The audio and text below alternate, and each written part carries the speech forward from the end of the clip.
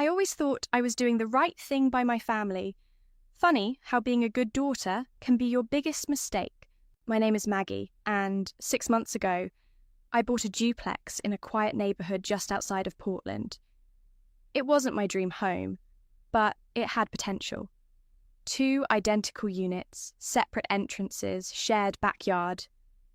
The real estate agent kept talking about rental income, but I had different plans. My parents had been struggling since Dad lost his job, and Mum's part-time work at the library barely covered their groceries.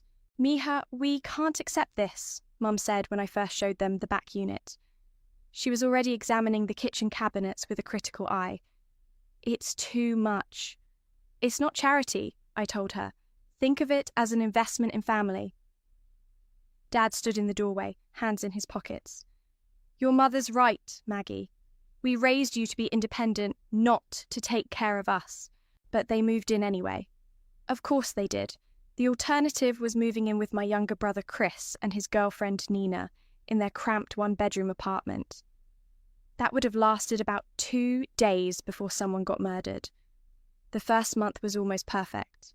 Mom planted herbs in the backyard, Dad fixed things around both units, and I felt like I'd finally done something meaningful with my engineering salary. Then the comments started. "The morning light is so much better in your unit," Mom mentioned during our weekly coffee. "The back unit feels like a cave sometimes." I stirred my coffee. "They're mirror images, Mom. The layout is exactly the same." "Maybe, but yours faces east. It makes such a difference." The following week, "Your kitchen has more counter space." "It doesn't actually," I measured. "Well, it feels bigger." She sighed. "But we're grateful. We don't want to seem ungrateful. Emma, my best friend, warned me over lunch at work. They're going to take advantage of your kindness. That's what family does." "Not my family," I insisted. "They're just adjusting." Emma just gave me that look, the one that said, "You sweet summer child," without actually saying it. But life settled into a routine.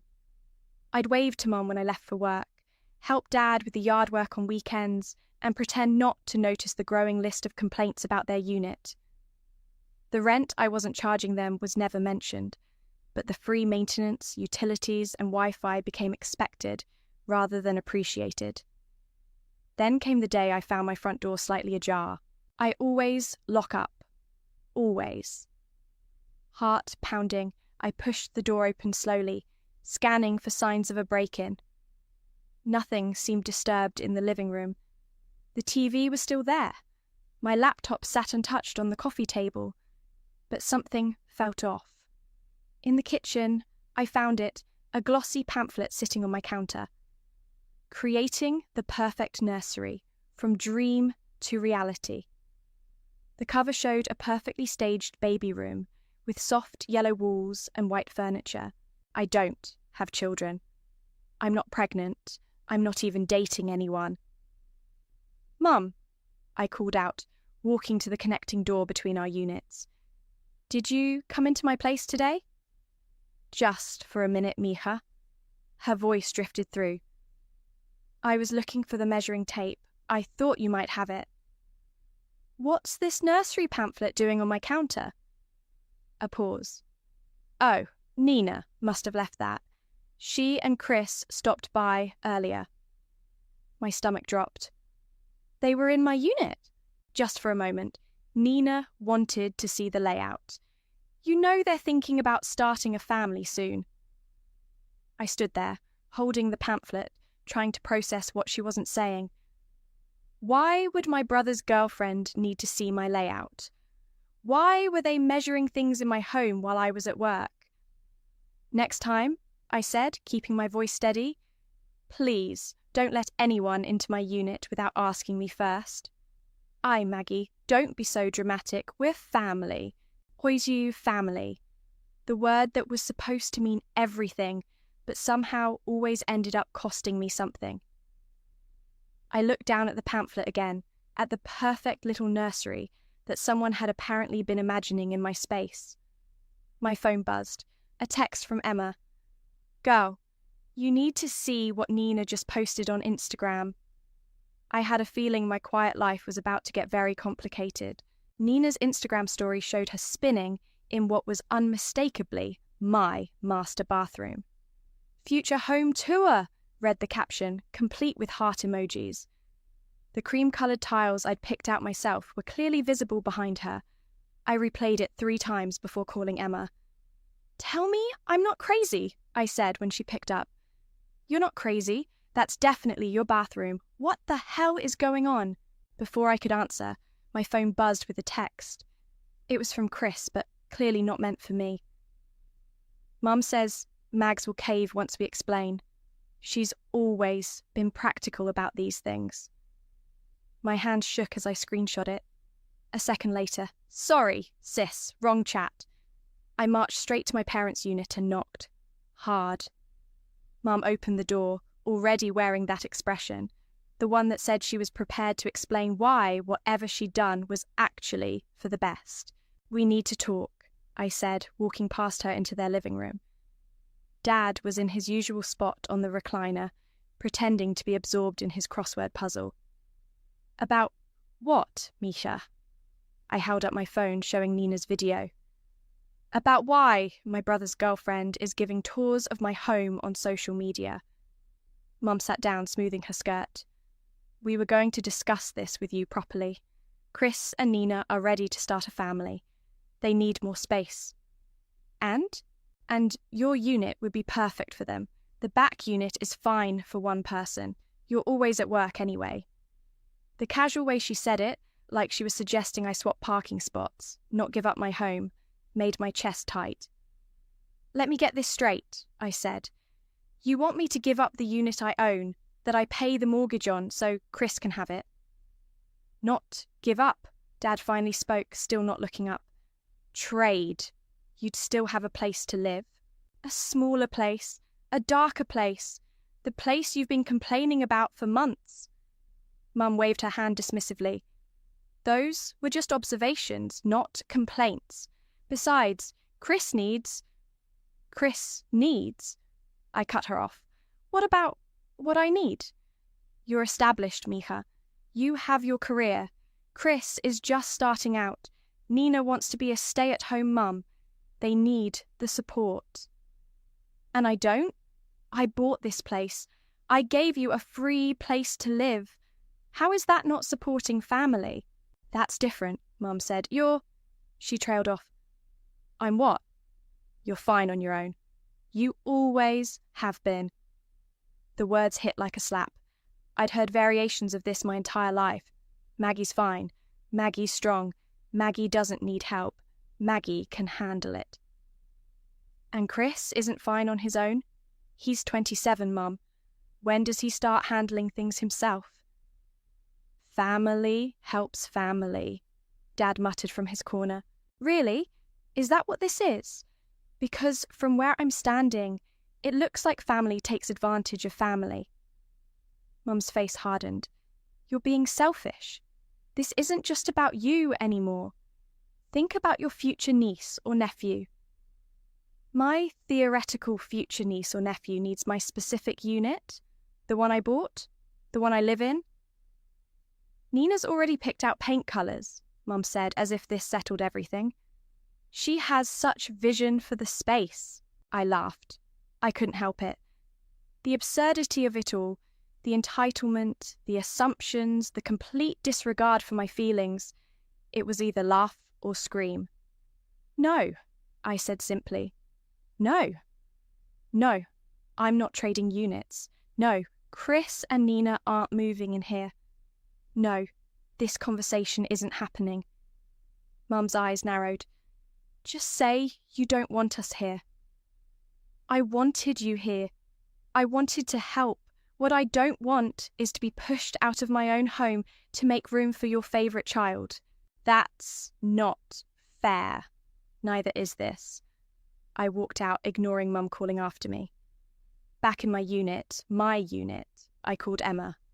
"How bad?" she asked. "Remember when we were kids and Chris broke my science project the night before it was due, and somehow I ended up apologising to him?" "That bad?" Worse, they're acting like I'm selfish for not giving up my home to my baby brother. Emma was quiet for a moment. You know what this means, right? What? It's time to stop being the good daughter and start being smart. Get out of your feelings and get into your bank account. I stared at the nursery pamphlet still sitting on my counter. What do you mean? I might know someone. A real estate agent named Kingsley. Want his number? I thought about Chris's text, about Mum's dismissal, about the measuring tape. Yes, I said, I think I do. The motion detector alert pinged on my phone at 2:17 p.m. I'd installed it that morning. A small, inconspicuous device pointed at my front door. Now, sitting in my office cubicle, I watched the live feed as Chris and Dad slipped into my unit. Are you sure she's at work? Chris's voice came through clearly. She never comes home before 5, Dad replied. Where's the measuring tape? I turned up my phone's volume, hands trembling. Got it. Nina wants to make sure a king bed will fit in here. The camera caught Chris stretching the tape across my bedroom wall. Mum said Maggie will come around once we explain the baby thing. Your mother has a way of handling her. Yeah, Mags always caves eventually. Remember when she gave me her car in college? Dad chuckled. The Toyota? Your mother convinced her you needed it more for your pizza delivery job than she did for her engineering internship. Good times. Hey, do you think these closets are big enough for a nursery conversion? I clicked off the feed, my coffee turning sour in my stomach. Emma's desk was 2 cubicles over. I messaged her, need lunch, now. 20 minutes later, we sat in her car, parked behind the office building. I showed her the video. Those entitled little... Emma cut herself off. Please tell me you called the police. And say what?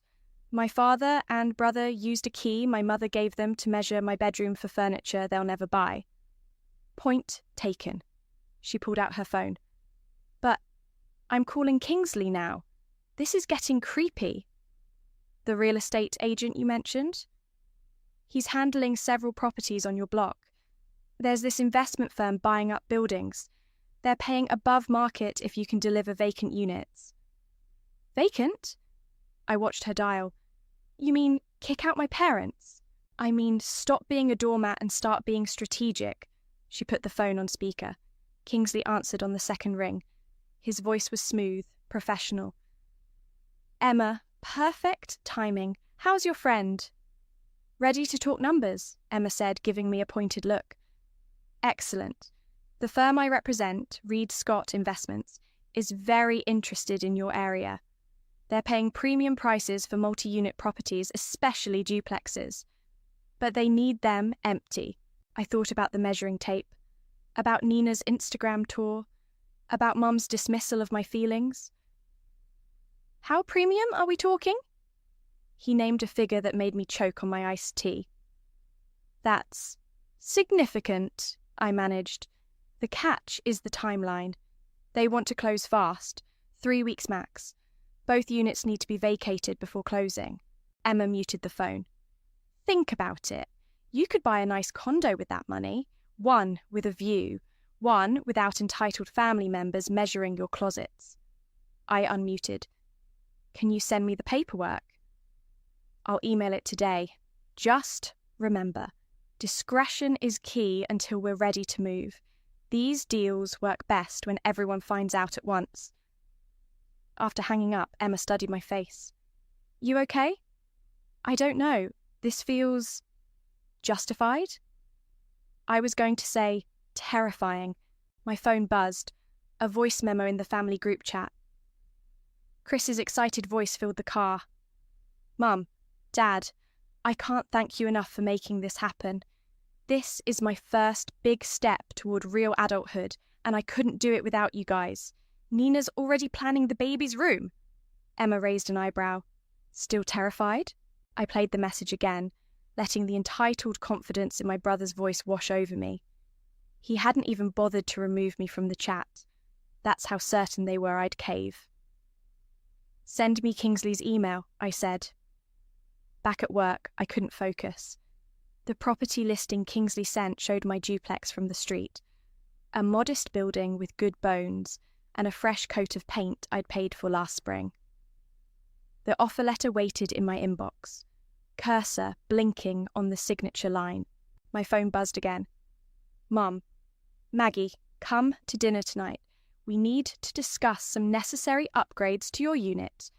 Nothing major, just some changes to make it more suitable for a young couple.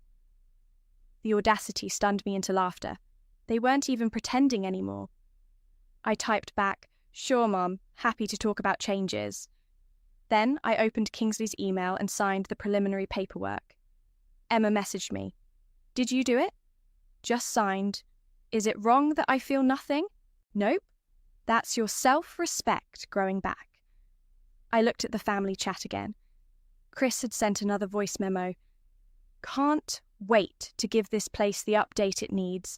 No offense, Mags, but your style is a little basic." My fingers hovered over the phone, tempted to tell him exactly how basic he'd find apartment hunting with no free options. Instead, I closed the chat and emailed Kingsley. "Papers signed. Let's make this happen. Sometimes the best revenge isn't a loud confrontation.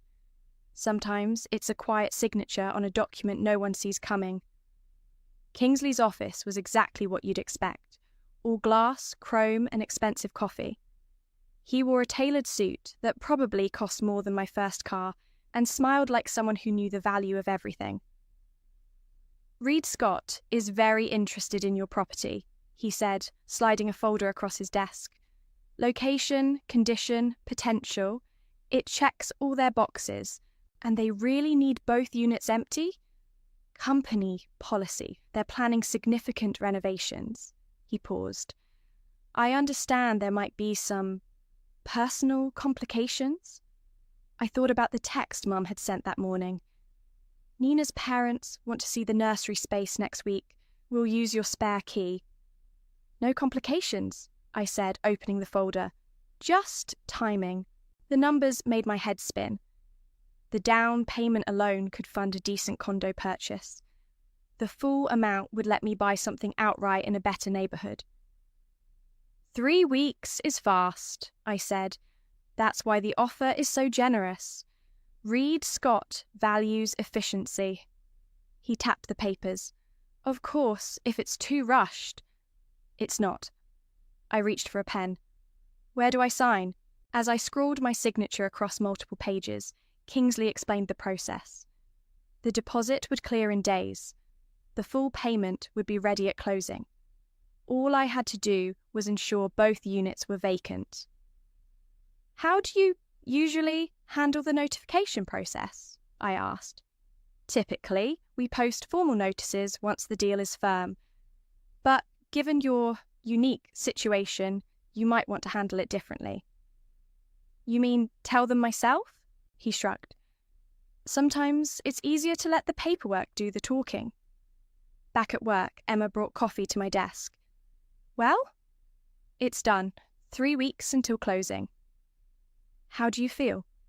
I stared at my computer screen, where an email from Mum sat unopened. "Suggestions for your unit upgrades attached." Like I'm either the worst daughter in history or the first sane person in my family. "Try option B." Emma perched on my desk. "Have you started looking for new places? Found a few possibilities? There's this condo downtown." My phone buzzed. Chris. "Hey, sis, Nina's parents are coming by next week to see the place. Mum said you're cool with it?" I typed back, "Sorry, busy with work, can't make it." 3 dots appeared as he typed. "No worries, we have keys." The casual entitlement made my decision easier. I opened Mum's email. The attached document was titled, "Necessary Changes for Chris and Nina's New Home." The list was extensive. Remove all personal items from master bedroom. Nina needs a clean slate. Paint walls neutral colours, current colours too dark. Replace shower head. Chris prefers rainfall style. Install new closet organisers. Nina needs more shoe space. remove office desk, nursery space. At the bottom, Mum had added, "We can start on these this weekend. No need to thank us. We're happy to help." Emma read over my shoulder. "Oh, hell no." "It gets better," I said, scrolling down. "They've created a timeline for my move to the back unit. Apparently, I should be out by the end of the month so they can prepare the space properly for Chris and Nina." The end of the month? That's 1 week before the actual eviction notices go up. Talk about karma. I closed the email without responding and pulled up local real estate listings. A corner unit caught my eye. 12th floor, city views, no family members with spare keys. "That's the one," Emma said, pointing at the screen. "Look at that balcony." My phone buzzed again. Nina had posted another Instagram story. "Can't wait to transform this space. Sorry about the current decor. Previous occupant's taste was a bit basic." The previous occupant. That's what I'd become in my own home. I clicked the contact button on the condo listing and scheduled a viewing for that afternoon. "Want company?" Emma asked. "Actually, yes. I need someone to remind me I'm not crazy." "You're not crazy. You're just finally standing up for yourself." I glanced at my phone as another message came through. Dad this time. "Your mother's put a lot of thought into these upgrades. Don't make this difficult." Don't make this difficult. The family motto, at least when it came to me. Give in. Go along. Don't rock the boat. I turned off my phone and grabbed my keys. Let's go look at my future home. One without a guest key under the mat. Emma grinned. Now, that's the spirit. As we left the office, I felt lighter than I had in months. In 3 weeks, they'd learn what happens when you push too far. In 3 weeks, I'd be free. But first, I had a condo to buy and a poker face to perfect. "This sauce is delicious, Mija," Mum said, helping herself to more pasta. Though the kitchen in the back unit doesn't have enough counter space for proper cooking. I smiled and refilled her wine glass. Family dinner, my last one in this house, though they didn't know it yet. 2 weeks until closing, and I'd mastered the art of nodding along. "I've been thinking about what you said," I told her, watching her face light up. "About the unit swap." Chris nearly choked on his garlic bread. "Really? You're okay with it?" "Well, you know what they say, family first." The words tasted like vinegar. Nina clapped her hands. "Oh my God, this is perfect. I already have paint samples picked out. And wait until you see the nursery mood board I created." Dad looked uncomfortable, like he always did when things went too smoothly. "That's very generous of you, Maggie." "It's nothing," I said, standing to clear plates. "Just let me think about the timing." Later, after they'd gone back to their unit, I checked another item off my secret to-do list. Host last family dinner. Next up, remove name from utility bills. My phone buzzed with a text from Kingsley. "Paperwork finalised. Reed Scott confirms closing date. Notices go up in 1 week." I'd already moved most of my important stuff to a storage unit. The condo downtown was mine. Bought with the deposit money, keys already in hand. Emma had helped me move boxes at night, careful not to raise suspicion. "Mags!" Chris's voice came through the connecting door. "Can I come in?" "Sure." I quickly closed the moving checklist on my phone. He entered, looking around my half-packed living room. "Just wanted to say thanks. This means everything to us." "Of course." I gestured to a box. "Just organising some things." "Need help packing?" He picked up a framed photo of us as kids. "Man, remember when I broke your science project and you still helped me finish mine?" "I remember." "You've always been the responsible one, the steady one." He set down the photo. "Mom says you're fine with moving next week?" I kept my face neutral, still working out the details. Nina's parents are coming Sunday to see the place. They're so excited about having their grandchild grow up here. My phone buzzed again. Kingsley. Eviction notices printed, ready when you are. That's great, I said, sliding the phone into my pocket. Everything's falling into place. Chris hugged me, something he hadn't done in years. You're the best sister ever. I promise we'll make this place amazing. After he left, I went to change the locks on my back doors. Another item on the checklist. Through the window, I could see Mom in her kitchen, probably planning more improvements to my space. Emma called while I was working on the locks. How's the poker face holding up? Oscar worthy. They're planning a nursery in a home they'll never live in. When do the notices go up? 1 week, right after Nina's parents' grand tour. I finished with the lock. Mum sent me another list of demands today. Apparently, my kitchen cabinets need updating before Chris moves in. The audacity is almost impressive. You should see the mood board Nina made. She's planning to paint over the walls I just redid last year. How's the new place looking? I smiled, thinking of my downtown condo. Beautiful. No family, no drama, just peace and quiet. And no spare keys floating around. Exactly. My phone chimed with a group text from Mum. Great news. We invited Nina's parents over to see where the kids will raise our grandchild. Sunday at 2. Maggie, please make sure your unit is presentable. I typed back. Can't wait. Emma snorted. You're evil. No, I'm practical. Isn't that what they always said about me? Another text from Mum. We'll need to start moving your things to the back unit next week. Chris and Nina want to paint before the baby furniture arrives. I didn't respond. Instead, I looked at my checklist. Change locks, remove valuables, transfer utilities, host last dinner, secure new home. Only one item remained. Watch it all unfold. Nina posted another Instagram story. Sunday's the big day. Can't wait to show everyone our future home. It will say, I saved the story. Something to look at when the guilt crept in. Though, surprisingly, it hadn't yet.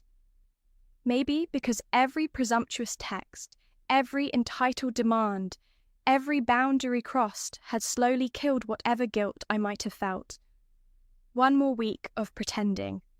One more week of nodding and smiling.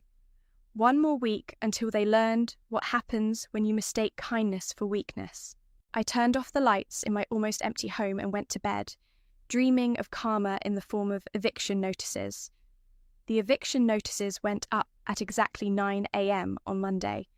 I heard Mum scream from my unit, followed by rapid pounding on my door. Maggie, Maggie, open up. I took a deep breath and opened the door. Mum thrust the notice in my face, her hand shaking. What is this? Some kind of joke? I made a show of reading the paper. Notice of eviction, property sold, 3 weeks to vacate. I looked up. I got one too. This can't be legal. Chris burst through the door, Nina trailing behind him. They can't just sell the building. Actually, I said, they can. I already called the number on the notice. Dad appeared last, his face ashen. What did they say? Some company called Reed Scott Investments bought the whole building. They're renovating both units. Nina started crying. But the nursery! We had everything planned! I'm sure we can figure something out, Mum said, patting Nina's shoulder. Maggie, call them back. Tell them you own this unit. Owned, I corrected. The sale's already final. Chris grabbed his phone. I'm calling a lawyer. They can't do this to us. Right on cue, a sleek black car pulled up outside. Kingsley stepped out, briefcase in hand.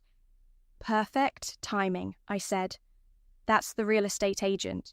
We all watched through the window as Kingsley approached, looking every bit the professional businessman.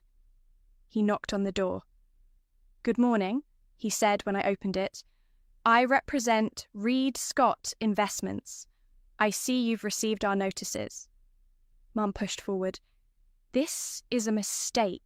My daughter owns this building. Former owner, Kingsley corrected smoothly, opening his briefcase. The sale was finalized last week. I have the paperwork here. Chris snatched the documents, scanning them frantically. This can't be... Wait. He looked up at me. These are dated 2 weeks ago. You knew about this? I kept my face carefully neutral. I got the same offer you're holding. Reed Scott has been buying properties all over the neighborhood. Why didn't you tell us? Nina demanded. Would it have mattered? The offer was too good to pass up. Mum's face went from red to white. You sold it without telling us, like how you were giving away my unit without telling me. The silence was deafening. Kingsley cleared his throat. The terms are quite clear. Both units must be vacated within 3 weeks. Reed Scott is prepared to offer a modest relocation allowance to assist with moving expenses. Relocation allowance? Chris laughed bitterly. Our whole future was planned here. Your future, I said quietly. In my home, that you measured behind my back. Understanding dawned on Dad's face first. Maggie? The notices are legal, Kingsley continued. All paperwork is in order. I suggest you use this time to secure new housing arrangements. Nina burst into fresh tears. But my parents already bought us nursery furniture. It's being delivered next week. I'd suggest cancelling that delivery, I said. Mum stepped close to me, her voice dropping to a whisper. You planned this. You're no longer our daughter. Funny, I replied just as quietly. I stopped feeling like your daughter when you decided my home belonged to Chris. Kingsley handed out information packets. These contain local rental listings and moving company recommendations. Reed Scott appreciates your cooperation in this matter. Chris crumpled his packet.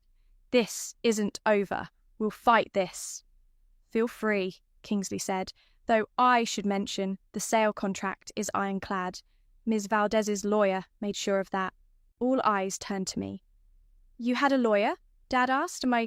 I learned from the best, I said. Family first, right? Nina stormed out, followed by Chris shouting about lawsuits. Mom stood frozen, clutching her eviction notice like a lifeline. 3 weeks, Kingsley reminded them.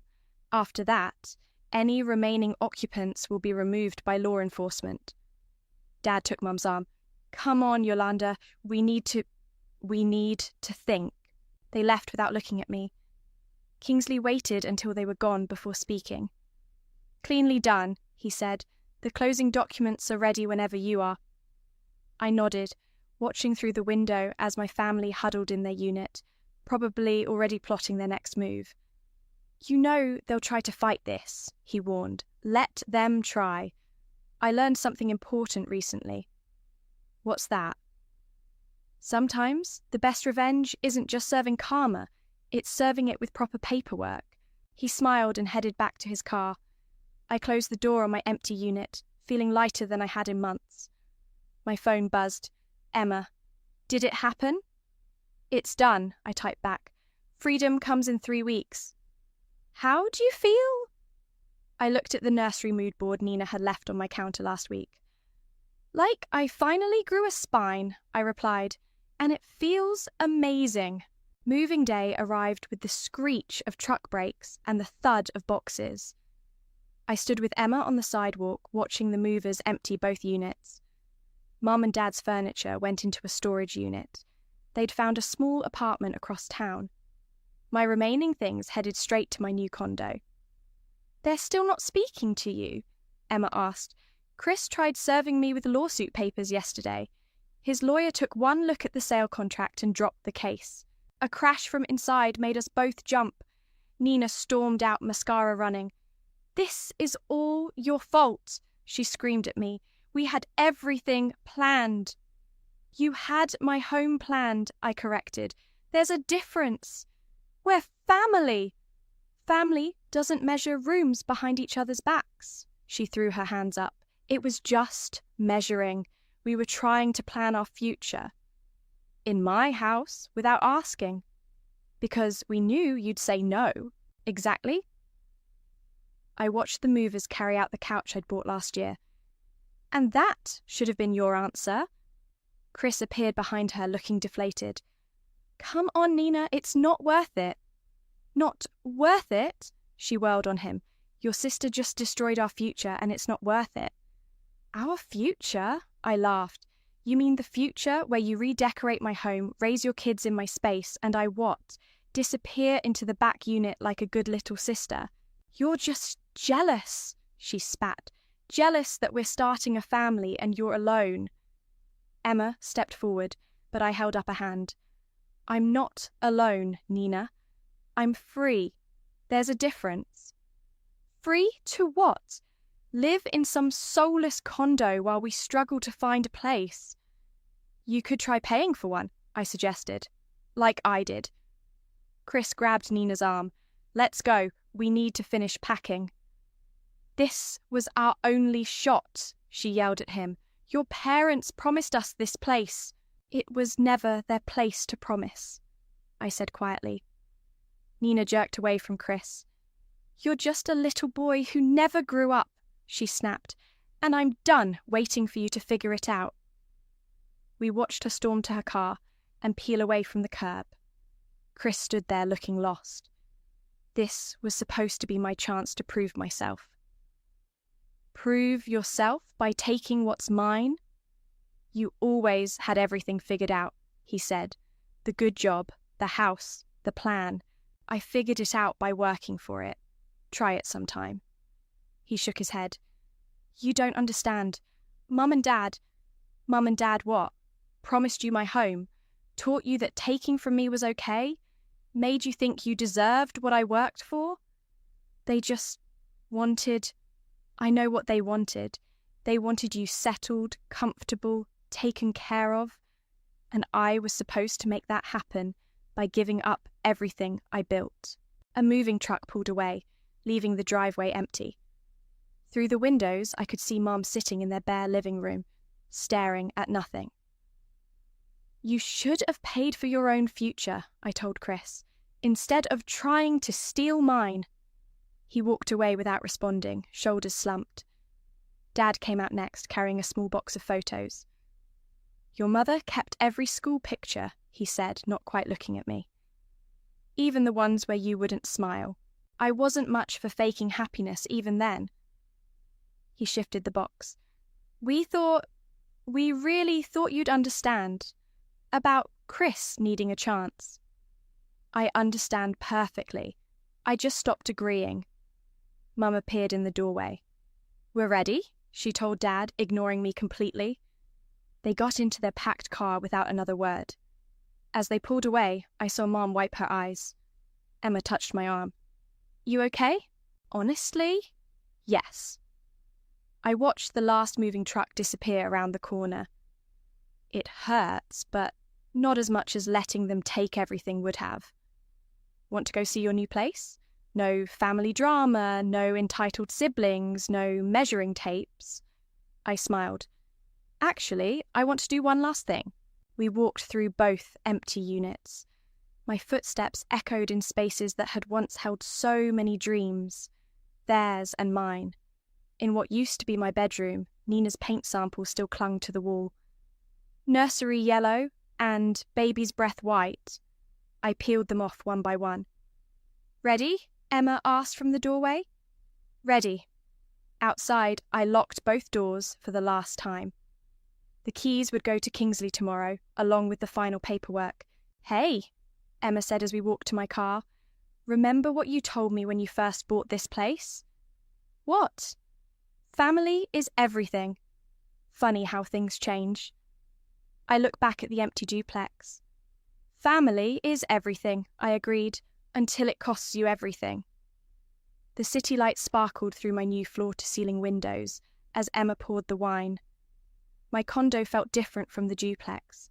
Cleaner, lighter, like the air itself had been filtered of guilt and obligation.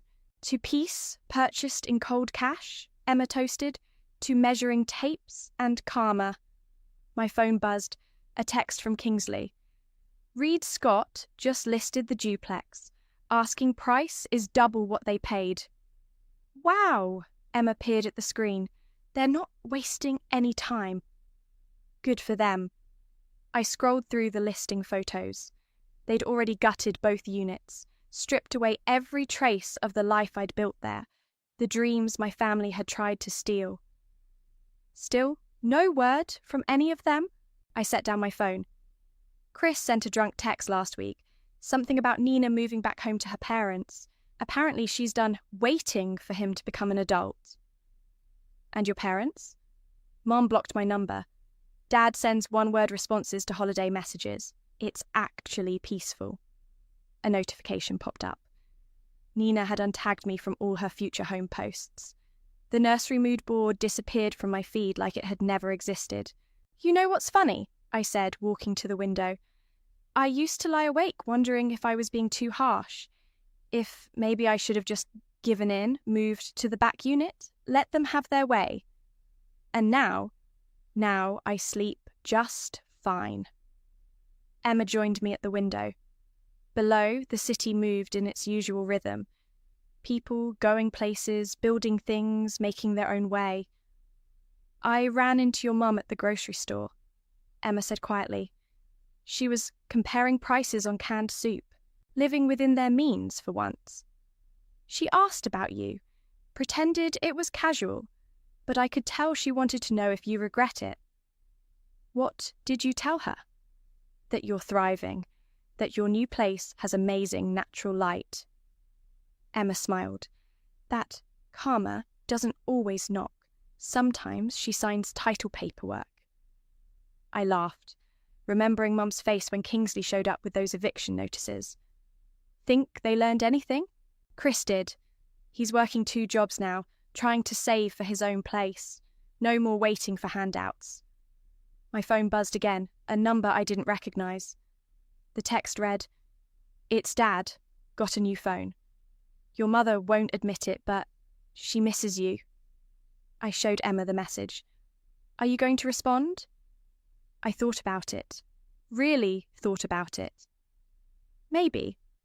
When they're ready to see me as an adult with boundaries, not just a resource to exploit. And if they never are, then I'll keep enjoying my view. Emma refilled our glasses. Remember, in college, when Chris borrowed your car and crashed it? Your parents made you split the insurance deductible with him because family helps family. God, I'd almost forgotten about that. You haven't forgotten anything. You just stopped accepting it. The city lights blurred slightly as I blinked back unexpected tears. I miss who I thought they were, the family I wanted them to be. But not who they actually are. No, not anymore. Another text from Dad. We made mistakes, big ones. I watched the cursor blink, waiting for more. Nothing came. That's new, Emma said. Admitting mistakes? Too little, too late. I put the phone down. They can keep their regrets. I'm keeping my peace. The moon rose over the city skyline, casting long shadows through my new home. No measuring tapes here, no nursery plans, no guilt. Emma raised her glass again.